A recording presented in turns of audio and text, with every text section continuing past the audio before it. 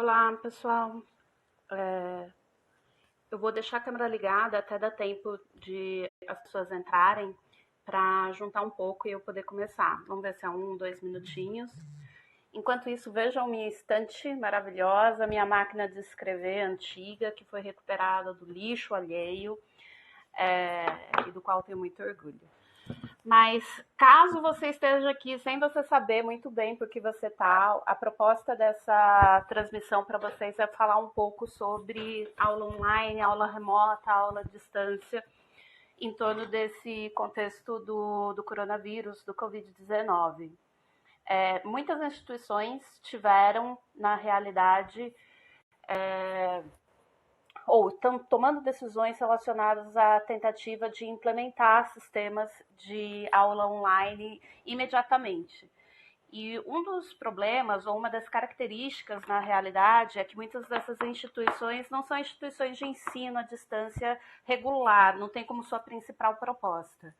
Então, como esse tema é um tema com o qual muitos professores estão lidando diariamente por desafios ou da própria área ou de algum outro tipo de atividade ou preocupação de desenvolvimento de conhecimento, dificuldades sobre isso, o objetivo desses dias, que vai ser a partir de hoje, até porque me pediram para passar algumas informações para pessoas que nunca utilizaram nenhum tipo de sistema para poder dar aula e utilizar em sala de aula, fazer cada dia, abordar cada dia um pequeno tema relacionado aos problemas da aula remota. Então, oi Jael, oi Lu, oi, não sei quem acabou de entrar, PC, Vini, Rodrigo. Enquanto a gente está começando, só para explicar um pouco para vocês, o objetivo eu mesma sou uma pessoa que raramente consegue assistir vídeos muito longos e pensar, dedicar muito tempo para isso. Lógico que num momento de crise como esse, em que todo mundo tem que, de alguma maneira, tomar decisões que são rápidas, pode ser que haja um pouco mais de disponibilidade de tempo. Mas, ao mesmo tempo, as demandas estão sendo muitas. Então, o que eu vou fazer fazer vídeos mais curtos, tentando abordar diferentes problemas, diferentes facetas relacionadas a esse problema de usar plataformas digitais para transmitir conteúdo e deixar isso salvo na conta para caso alguém queira eventualmente utilizar ou de alguma forma revisitar isso mais para frente ou passar para colegas como já pediram. Oi, Clarissa, tudo bem? Então, basicamente, quando a gente pensa de uma forma geral sobre a gente pensa em ensino, tem 3 momentos que uma pessoa precisa pensar. Eu acho que todo professor, quando vai preparar sua aula, vai preparar o seu curso, ele tem que enfrentar pelo menos 3 momentos, que é o pré, a preparação da aula, como que ele constrói, como que ele dá, e depois, durante a aula, como que vai se desenvolver, quais são os passos, quais são os momentos, quais são os meios que vão ser utilizados, e o pós, como que dá segmento, como que utiliza, eventualmente como avalia. Como o meu objetivo com vocês é fazer vídeos mais curtos, oi Renato, oi Marcela, na realidade o que eu vou fazer é dividir esses 3 momentos e tentar falar desses 3 momentos.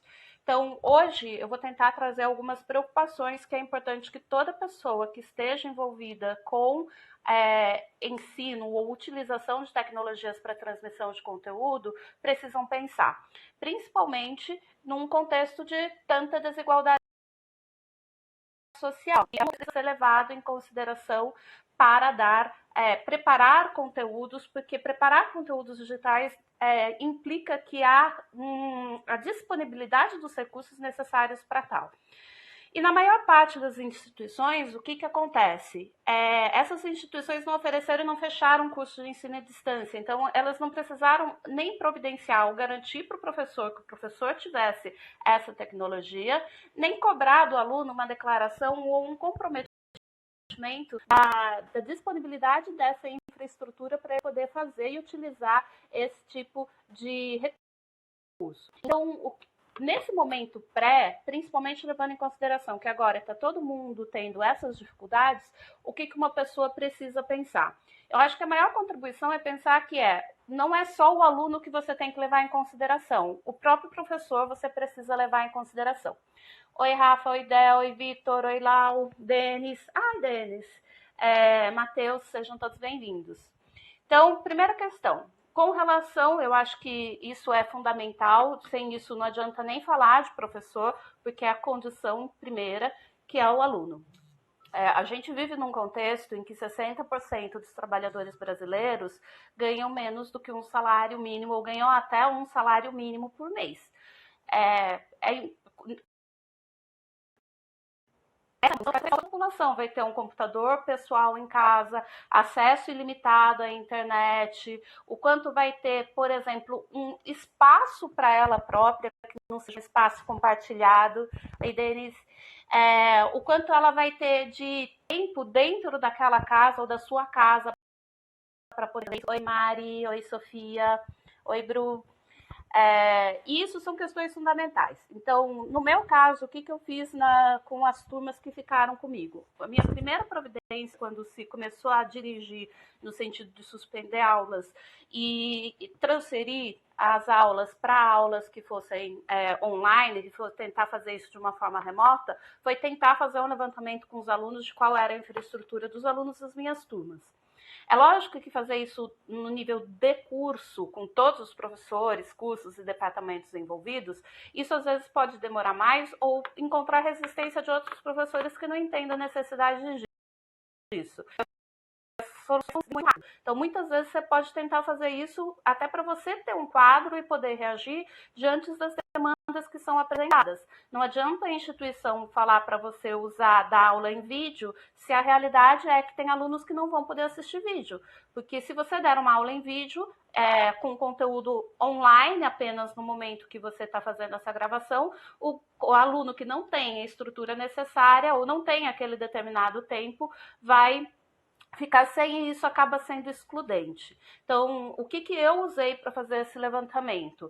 Eu usei um Google Docs simples, um Google Form que pode transferir os resultados das respostas para uma planilha no próprio Google Drive, que para mim é a forma mais fácil. Depois eu vou colocar para vocês o link, caso vocês não conheçam, e um link de tutorial também para você utilizar. O uso é gratuito, como vocês já sabem, então isso não vai implicar recursos. E se vocês tiverem alternativas a isso, eu acho que tudo é válido, porque afinal de contas, o que você precisa é ter uma forma de levantar essa informação que seja uma forma rápida de levantar essa informação. Então, no meu caso, eu fiz perguntas com relação à estrutura e com relação ao uso das plataformas, que primeiro você tem um computador com acesso à internet? Oi, Luísa, Gil, Nath, oi, Eusânia, está aí? Oi, Rafinha, oi, Mari, oi, Jefferson. Então, quais são essas perguntas? Primeiro, você tem um computador com acesso à internet pessoal? Isso é uma questão fundamental.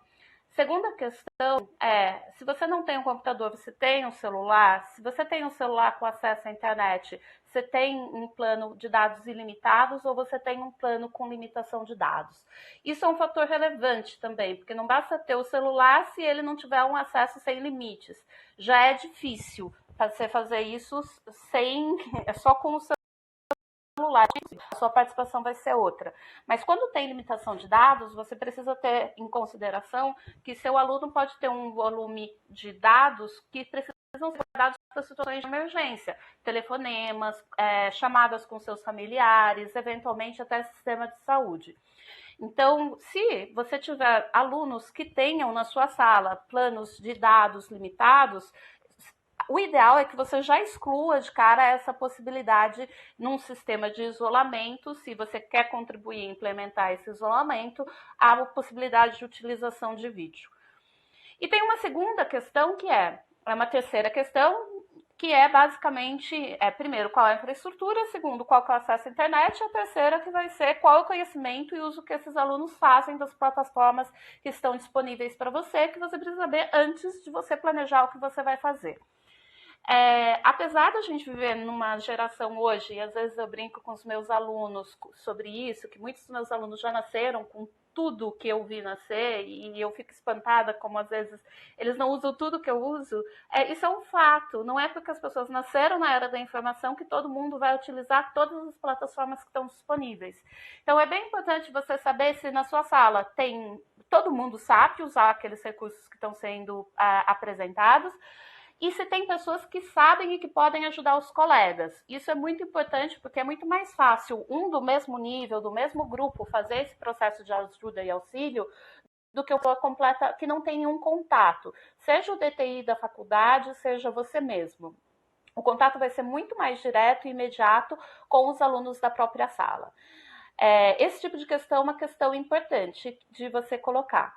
Agora, o outro lado é o professor. O que o professor tem à disposição. E eu acho que uma das coisas que eu aprendi ontem, principalmente entrando em contato com professores de várias instituições, foi que, na realidade, nesse contexto de diversidade de grupos sociais diferentes e desigualdade de grupos sociais com capacidades diferentes, nem todos os professores têm, primeiro, computador em casa.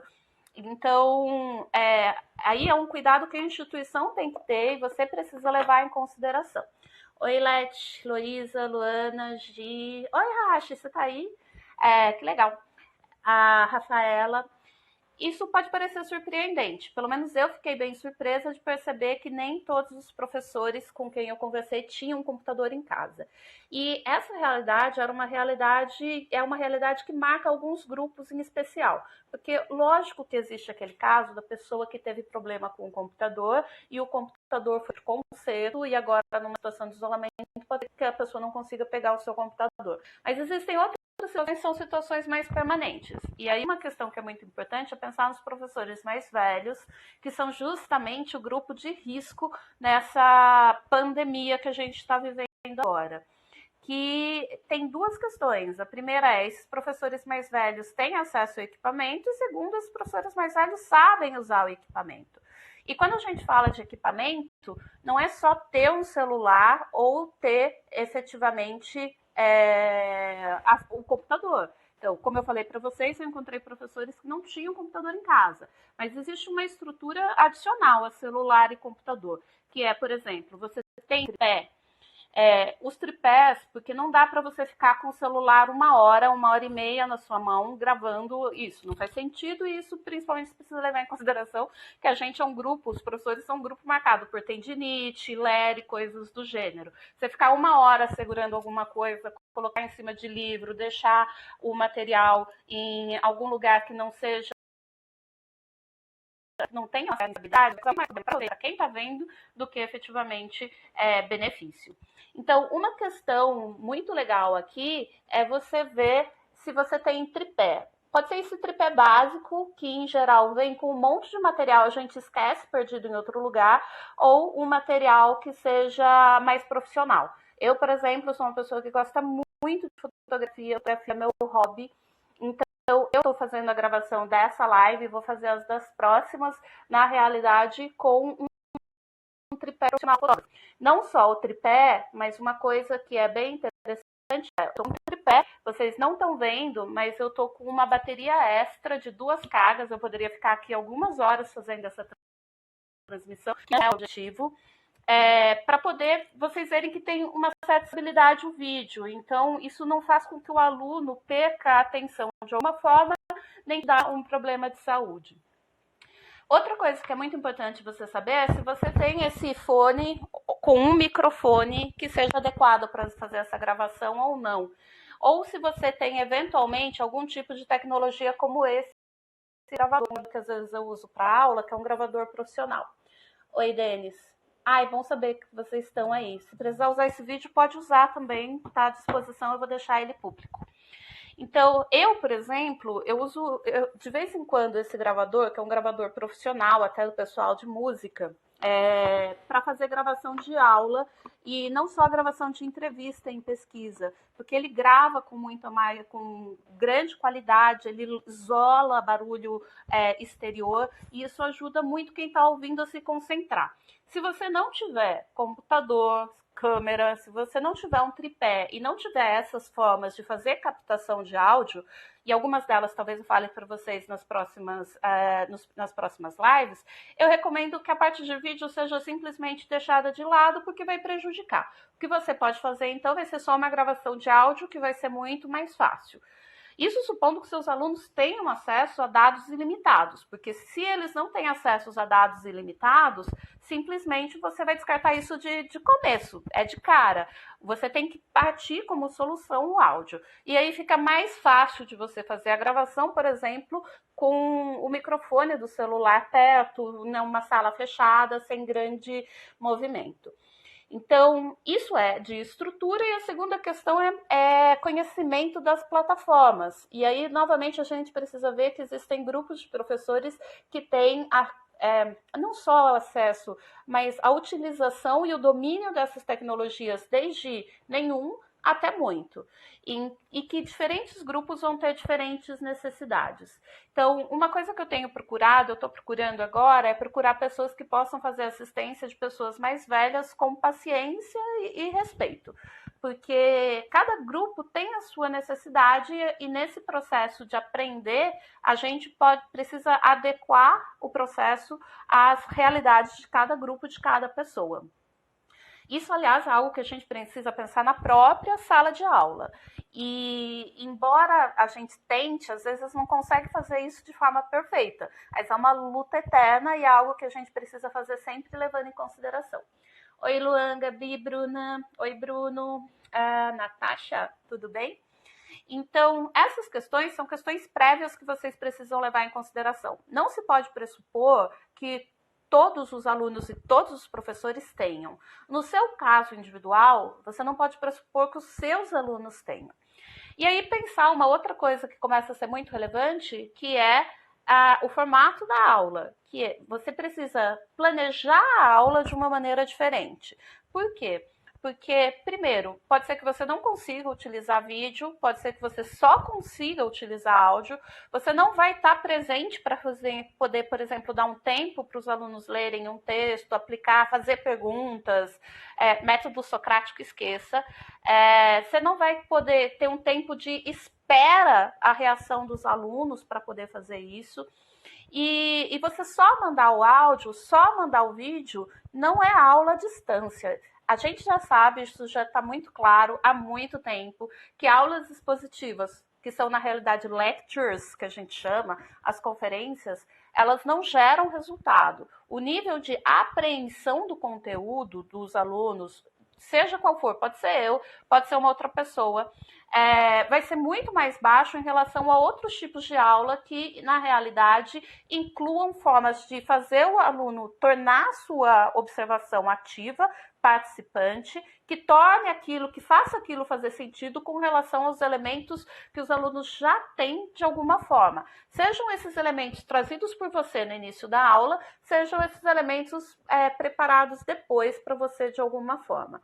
Então, você precisa fazer um plano de estudo que leve em consideração, primeiro, que na maior parte das vezes vocês não vão poder demandar sincronicidade dos participantes, dos alunos. Isso quer dizer que você não pode pedir que os alunos estejam todos ao mesmo tempo, em especial se as salas forem muito grandes, salas com 20, 30, 40 alunos, a gente ainda não está muito claro qual que vai ser a capacidade das plataformas com acesso gratuito a aguentar toda essa capacidade de transmissão de dados.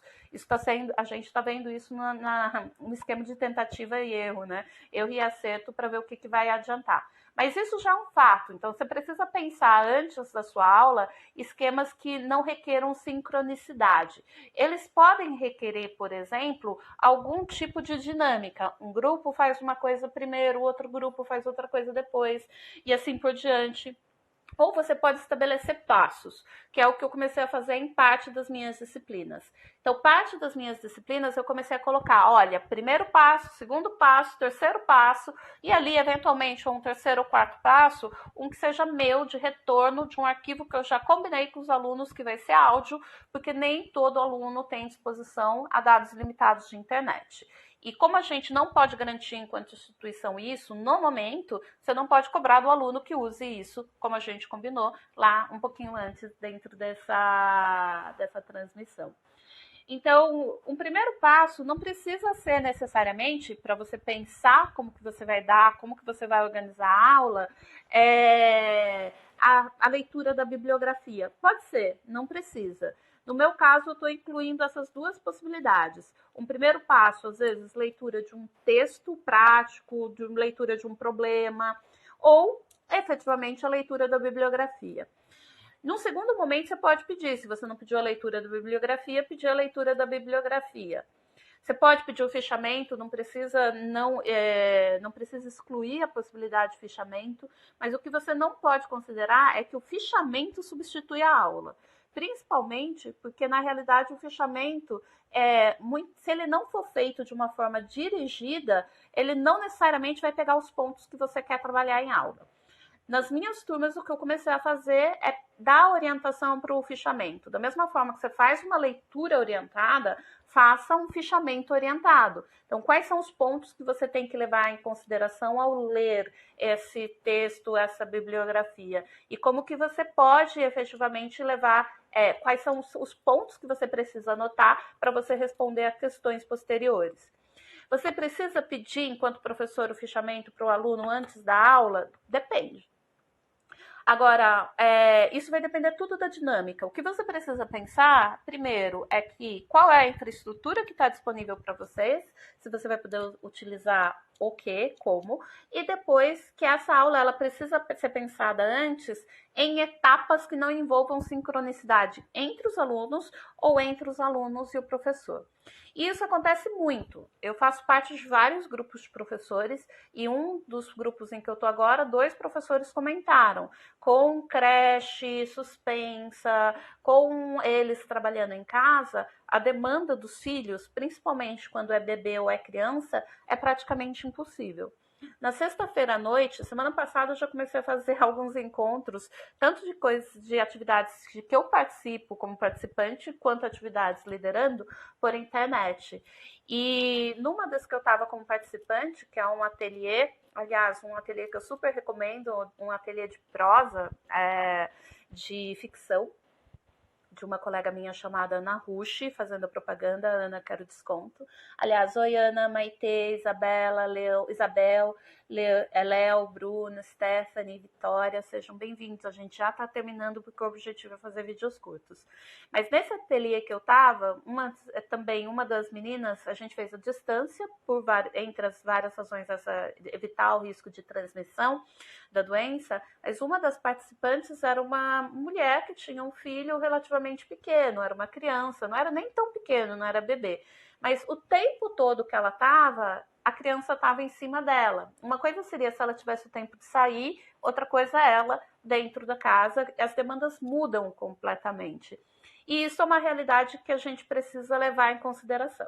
Aliás, ótimo momento para quem estiver dando aula de trabalho de cuidado, porque é nesse momento que você vê a relevância desse tipo de trabalho, desse tipo de atividade, para a manutenção das atividades que são consideradas, eu vou falar entre aspas, produtivas, porque não são só as atividades no chão de fábrica, no bar, na livraria, na lanchonete, na farmácia, que são atividades produtivas. Então, todas essas atividades, elas precisam ser levadas em consideração. As pessoas podem estar cuidando de crianças que demandem, podem estar cuidando de pessoas doentes, elas mesmas podem estar doentes. E isso são elementos que você vai precisar levar em consideração para planejar. E é por isso que se recomenda, nesse momento, que as atividades não sejam sincrônicas, que elas permitam que os alunos façam essas atividades ao longo do tempo, em prazos diferentes, que permitam a realidade, por exemplo, de que alguém só vai conseguir sentar à mesa, à frente do seu computador ou do seu celular, depois das 10 horas da noite ou depois das 11 horas da noite, ou um cenário em que essa pessoa não tenha um espaço só seu. Então, todas essas questões, se a gente retomar, qual é a infraestrutura para o aluno, para o professor? A infraestrutura inclui se ela tem equipamentos e se ela tem acesso aos meios de comunicação, então tem internet livre ou não tem internet livre. qual é o conhecimento que essas pessoas têm dessas plataformas, os alunos, quais eles já usam, se já tem login, se é gratuito ou não, se precisa, a instituição oferece ou não, o professor, se usa, se não, quais são os meios e as pessoas que podem colaborar, se entre os próprios alunos, os alunos podem se ajudar, ou quem são os outros profissionais que podem ajudar os professores de diferentes idades, com diferentes domínios da tecnologia, e depois você começar a pensar que a sua aula não vai poder ser uma aula sincrônica, então quais são os passos para você poder fazer isso? No meu caso, só para adiantar isso para vocês, então eu dei várias atividades pelo Moodle, e depois eu falei que ao fim dessas atividades, quando eu receber as respostas, eu vou gravar um áudio para disponibilizar para os alunos no próprio Moodle que eles possam baixar, porque um áudio, o arquivo é bem pequeno, isso não vai ter grande problema. Mas isso pode modificar entre cada um de vocês. A última coisa que eu queria falar então, amanhã eu vou falar um pouco de plataformas de comunicação e transmissão de dados, Google Classroom, Moodle, e eu vou fazer isso nos próximos dias. Se tiver algum tema que vocês acham, que vocês têm dúvida, ou que vocês gostariam de ver tratados, me avisem, me mandem, seja por aqui, seja pelos próprios comentários na página, seja por mensagem privada ou os comentários na postagem. Eu também vou ver se eu consigo salvar esse vídeo, porque eu vou compartilhar com alguns colegas, mas compartilhar no Twitter. Pode me mandar por lá também, não tem problema. Mas para a gente pensar, ou para eu pensar de uma forma mais específica, qual que vai ser a distribuição dos temas e como eu vou fazer a distribuição dos temas. E se vocês quiserem ver meus livros também, tem livros históricos, livros de referência, avisa aí. Eu já queria fazer, na realidade, lives com vocês por várias razões, nunca tinha dado tempo. Olha só, aluna me perguntando aqui agora, professora, qual é o tempo de atividade de entrega para as atividades do Moodle? Olha, para os meus alunos, quem estiver vendo, essa semana eu coloquei todas as atividades para entrega no domingo às 23h59. E eu coloquei 23h59 porque quando eu coloco meia-noite sempre tem dúvida se é da noite anterior ou se é do próprio dia. Então fica domingo, 23h59. Ok? E aí a gente vai pensando as próximas. Amanhã eu vou falar dessas plataformas de transmissão de dados, ou Learning Management Systems, que inclui Moodle, que inclui Google Classroom e outros. Se tiver dúvida, se tiver tema, manda. O objetivo é fazer algumas coisas que sejam mais curtinhas, e aí a gente vai tirando a dúvida de vocês ao longo desses tempos. Valeu, Vitória. Valeu todo mundo. Um beijo e até amanhã. Tchau, tchau.